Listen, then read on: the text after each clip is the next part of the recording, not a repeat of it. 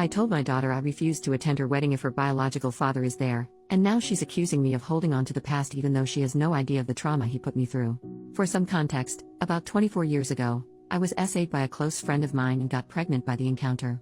I was inconsolable for months after the event. To make matters worse, I found out I was pregnant at about 20 weeks, and where I lived at the time, it was illegal to get an abortion after the first trimester. My husband had really been my rock and my support during that time, and I do not know how I would have ended up if not for him. He said that I could put it up for adoption or I could keep the child and he would raise it like our other children. I decided to not give it up for adoption, but raising the kid was hard. I'm half Polish and half German, and he is half German and half Russian.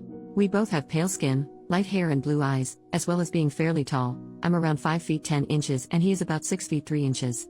However, our daughter Luna is about 5 feet 3 inches, has dark hair and a brown complexion like her biological father. I often heard snide remarks about me being an unfaithful wife because it was obvious that she was not my husband's child. It was especially hard for me when Luna was young because she looked so much like her dad. My husband took care of my daughter most of the time since I had bad flashbacks whenever I saw her face from when I was assaulted. As she grew up, it died down a bit, but I would still get these horrible panic attacks when I saw her wearing boys' clothes and short hair. Since I was prone to having panic attacks, Luna ended up being closer to my husband than she was to me. Also, she often ended up getting a little more than her siblings from my husband as some sort of compensation because of me. We never told her that she was the product of SA because I was too ashamed and my husband did not want her feeling different from her siblings. I often told her that me and her biological father got into an altercation and never spoke to one another ever again. About 2 years ago, she got one of those DNA test items and found out she had a relative in the system. This said relative got Luna in touch with her bio dad and they started talking despite my protests. He apparently wanted to speak to me about something he wanted to tell me, so Luna attempted to persuade me to speak with him. I made her aware that me and her father shouldn't ever be in the same room together. Now Luna is getting married to a lovely young man, and she is having a pretty decently sized wedding. The original plan was to have my husband walk her down the aisle, but he had gotten into a bad accident leaving him in a wheelchair until his legs are strong enough to support his weight again. However, this is not her idea of a picture-perfect wedding day, so she invited her biological father to have the honor of being the bride's father. Her wedding invitation not only invited my raised, but she totally disrespected the man who raised her. Although I or a bridesmaid could have pushed him down the aisle, she thinks it would not fit the vibe of the wedding. My husband looked so shocked and upset that she would even think of this, but I was furious. I have a visceral hate for that man and I let her know that I would not be anywhere near him. She told me that this is what she wants and there's no changing her mind, so I told her I will not be attending if he's there.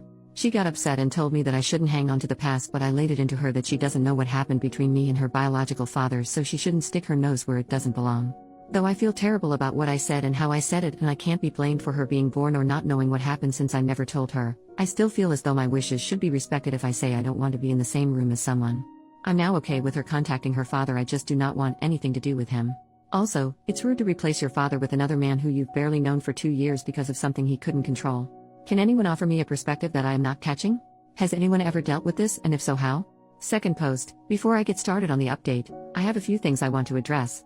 A lot of people have questioned me on why I did not tell my daughter that she was a product of SA. The only answer is that I was ashamed of myself. For some context, before I got married to my husband, I actually was very close friends with my attacker.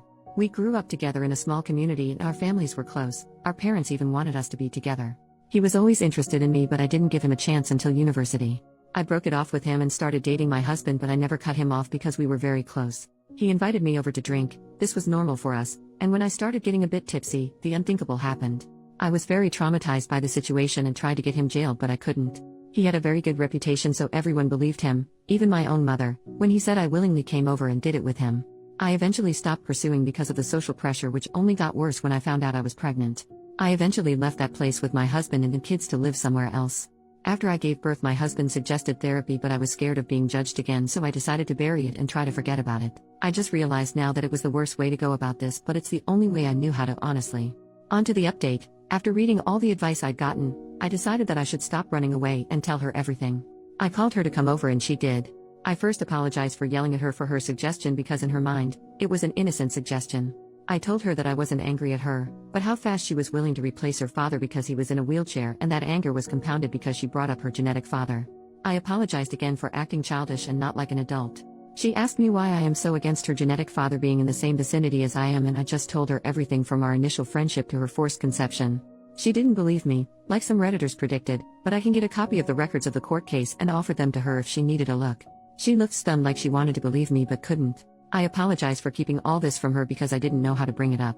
She told me she didn't believe me and would confirm with her genetic father, so I told her to take the time she needed to process all this. Later that day, she came again, crying and apologizing for not believing me. I held her and cried and apologized too.